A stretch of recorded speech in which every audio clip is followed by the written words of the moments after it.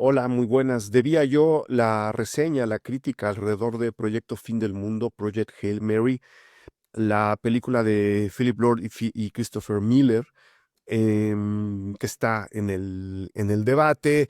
Se ha dicho, por supuesto, que es la mejor película de ciencia ficción a la fecha, lo cual habría que ir desmintiendo poco a poco, y un poco a eso vengo. Creo que la ciencia ficción en este siglo en particular ha recorrido, y creo que va por ahí, un camino bastante más interesante que el que propuso la ciencia ficción de finales del siglo XX.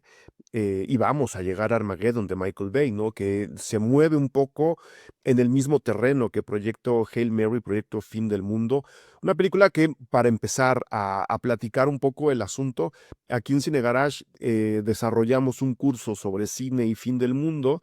Esta película, con todo y el nombre en español, porque el nombre en inglés es Project Hail Mary, que es no una especie así de proyecto última oportunidad, acaba siendo más o menos lo mismo, no habría entrado al curso, porque en realidad el debate de esta película no está sobre si el mundo va a poder sobrevivir su propio fin, si vamos a vivir el fin del mundo y luego qué es lo que va a ocurrir después, como sí proponen muchas películas del propio Drew Goddard, que es uno de los autores del guión de esta película, como Guerra Mundial Z, por ejemplo, o Cloverfield, que creo que es su guión más compacto y al mismo tiempo más interesante, sin demeritar nada lo que escribió para Guerra Mundial Z. No habría entrado porque, repito, la película está mucho más interesada en dibujar un punto de vista mucho más conciliador con nuestras emociones. Es una película que no quiere inquietar absolutamente a nadie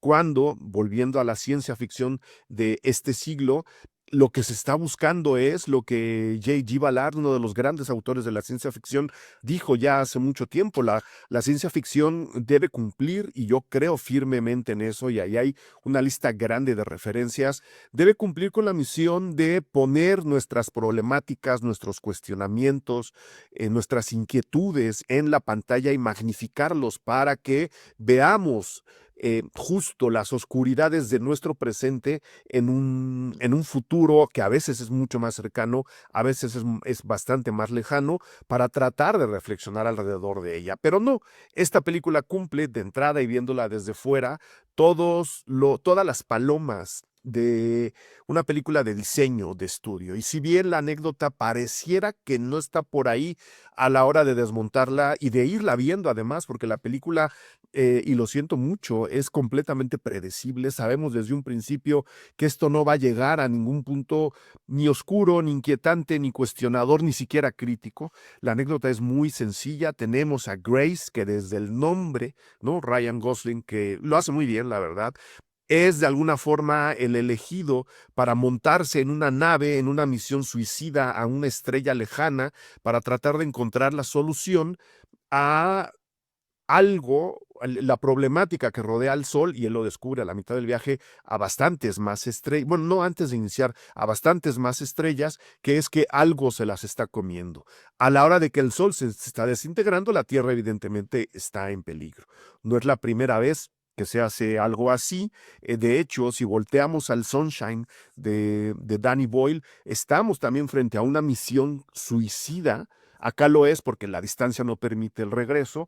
En Sunshine, lo que propone Danny Boyle, con guión de Alex Garland, que de Fines del Mundo sabe bastante, es la nave Ícaro, que se dirige al Sol, que ha estado muriendo en los últimos años, para arrojar una bomba atómica y tratar de reiniciarlo, y que la Tierra pueda sobrevivir. Se sabe de entrada que es una misión suicida, sabemos de entrada que estos no van a volver, y en consecuencia la interrogante es qué va a pasar en ese viaje, y al final, para poder empezar a opinar sobre nuestro propio futuro y sobre lo que hacemos a la Tierra, sobre las humanidades, y en cuestión del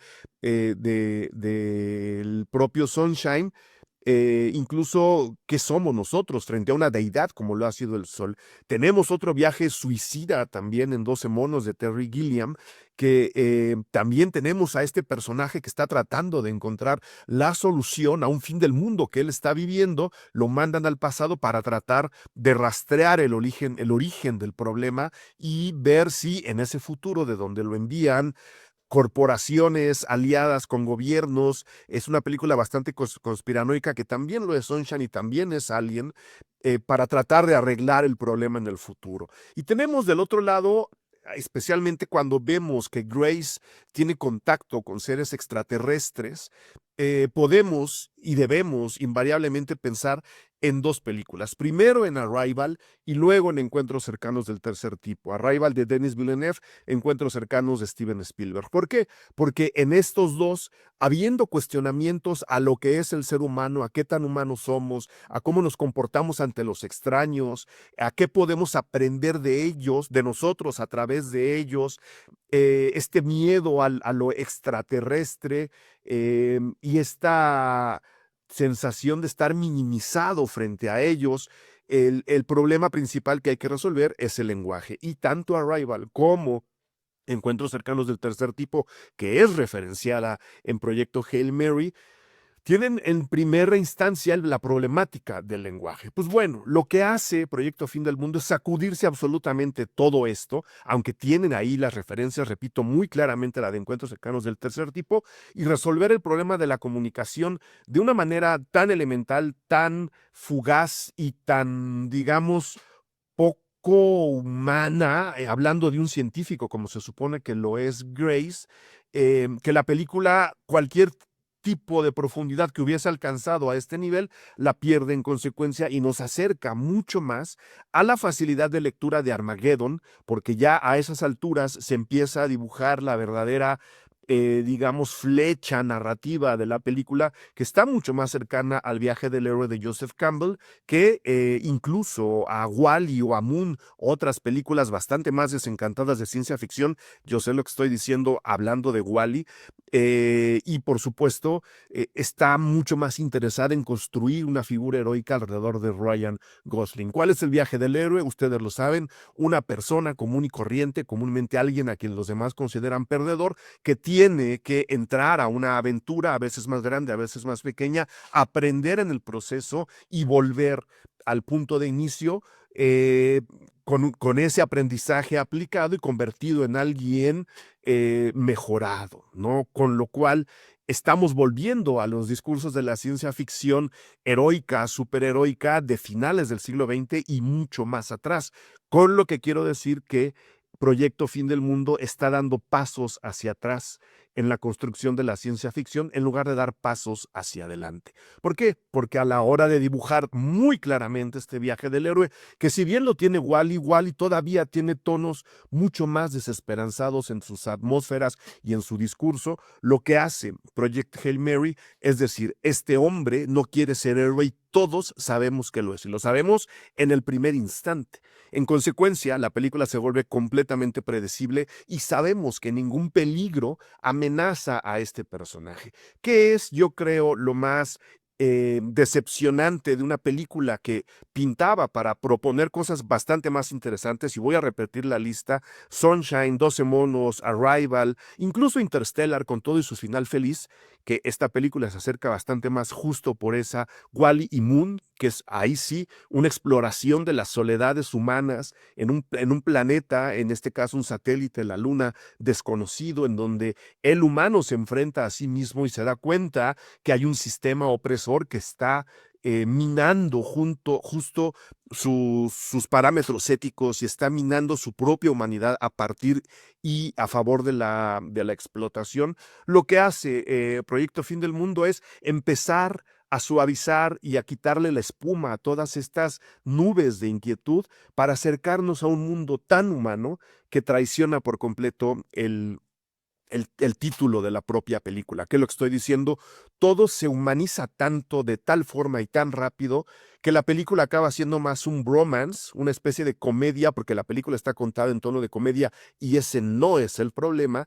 Se acerca mucho más al bromance y a arma letal, si ustedes quieren, ¿no? El famoso duelo de la pareja dispareja, que a cualquiera otra película de ciencia ficción real que ustedes puedan elegir del país que ustedes me digan. ¿Por qué lo digo? Pues bueno, ya lo dije, a nivel de comunicación, este encuentro con el ser de otro planeta que está buscando más o menos las mismas soluciones que está tratando de desarrollar Grace, la comunicación se resuelve en un tristras. Y en lugar de que Grace aprenda a relacionarse a partir de la lógica, o si nos ponemos ya bastante más lingüistas, de la gramática de ese otro personaje, como sí ocurre en Arrival o en encuentros cercanos del tercer tipo, es este otro personaje el que justo a través de la solución planteada empieza a verse más humano y a sentirse más en el mundo de Grace. Y poco a poco, el mundo de este otro ser tiene que humanizarse cada vez más,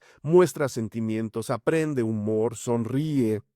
Él es el que está abierto a la comunicación y no al revés, con lo cual, de nuevo, ni estamos cerca de Blade Runner, ni estamos cerca de cuestionamientos acerca de la humanidad. Estamos más bien viendo cómo dos seres, los dos masculinos, que ahí la película tenía oportunidades para abrir otro tipo de discursos bastante más interesantes, se acercan justo porque uno quiere parecerse a Ryan Gosling y el otro simplemente no tiene el menor interés de hacer algo similar, más allá de lo afectivo, que eso está presente prácticamente en todas las películas hollywoodenses en estos tiempos. Entendemos al otro mundo, ¿no? Vemos que incluso se reproducen de la misma o de una manera muy parecida a la nuestra, ¿no? Teniendo infancias, siendo monógamos. Es una cosa bastante rara ver cómo esta relación refleja los estándares occidentales, incluso conservadores, en ese otro ser que debería enseñar bastante más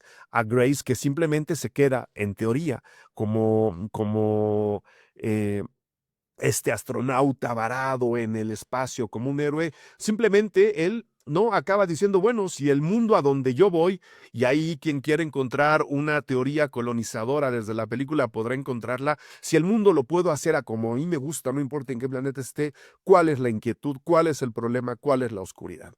En pocas palabras, la película me decepcionó bastante, pero he de decir, es muy entretenida, tiene, excepto un par de canciones, una banda sonora muy interesante. Ryan Gosling es muy divertido, pero de ahí absolutamente no pasa. Así la voy a dejar, aquí espero sus comentarios, vayan a verla.